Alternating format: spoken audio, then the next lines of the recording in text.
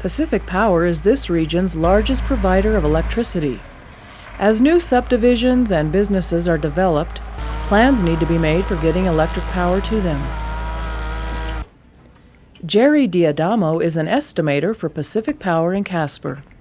As requests come in for new or upgraded service, his responsibility is to examine the site and calculate costs for providing that service. Then he'll determine who pays for those costs.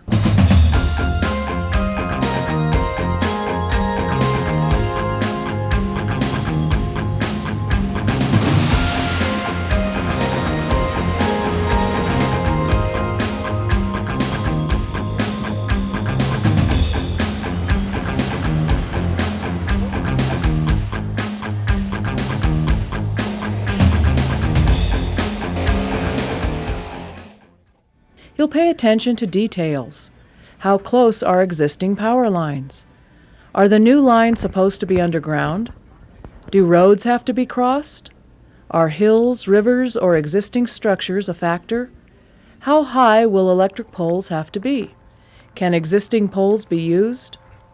On the west side of Casper, a developer wants to create several building lots near the Platte River. First, the site will be mapped. The survey helps him calculate the site's needs.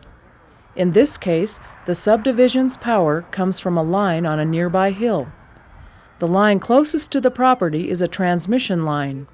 It carries so much power that an expensive substation would be required just to reduce its voltage to usable levels.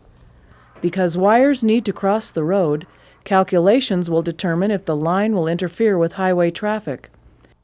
The main things that I had to pay attention to were the spacing between the two poles so that I could determine the sag, the distance to the highway so I would know where that sag occurred. I had to know the height I was attaching to each of the two poles. And he also has calculated that one of the transmission line poles can perform double duty. It's tall enough and strong enough that the new lines can be attached to it. I had to know how tall the pole was, and then I set up a survey so that I could provide the highway department with the information that they would need, and also the information that I would need because I have to maintain 18 feet when the wires cross the highway. Line sag is important to consider when planning power line construction. It varies by season as lines expand and contract in heat and cold. Minimum clearances are required between power lines and any structures or rights-of-way located underneath them.